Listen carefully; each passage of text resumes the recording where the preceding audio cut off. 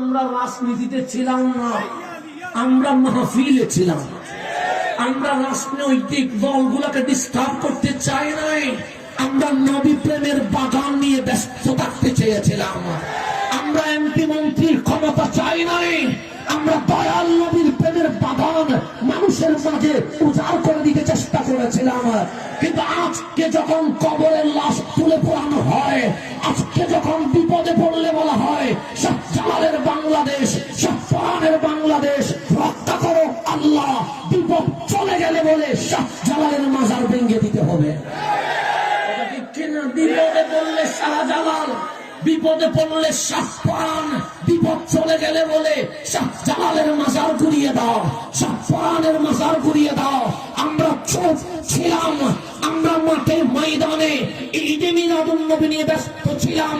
আমরা কোন রাজনৈতিক দল কোন দিকে চলে গেছে তাকাই নাই।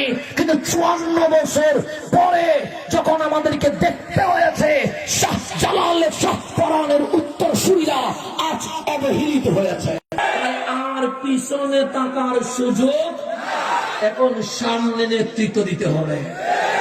আমরা নাসিরউদ্দিন সিপা সালার উত্তরসূরি, আমরা পিছনে থাকার মানুষ নয়, আমরা বিজয়ের পতাকা উড্ডীন করার মানুষ। তাই এই সালানা জলসা থেকে আমাদেরকে এই মেসেজ নিতে হবে, সুন্নিয়ত আর মাঠে আর ঘর থাকবে না, সুন্নিয়তের আওয়াজ সংসদ পর্যন্ত পৌঁছিয়ে দিতে হবে। এই শপথ নিতে পারবেননি, পারলে মাহফিল করবার দরকার নেই। যদি বলেন আমরা এবার আর কোন দল বুঝি না, আমরা বুঝবো ইয়া রাসূলুল্লাহ কার বুকে আছে।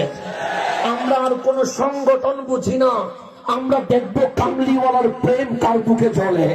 এটা আমরা দেখে সিদ্ধান্ত নিব আগামীর সংসদ কিভাবে সাজাতে হবে।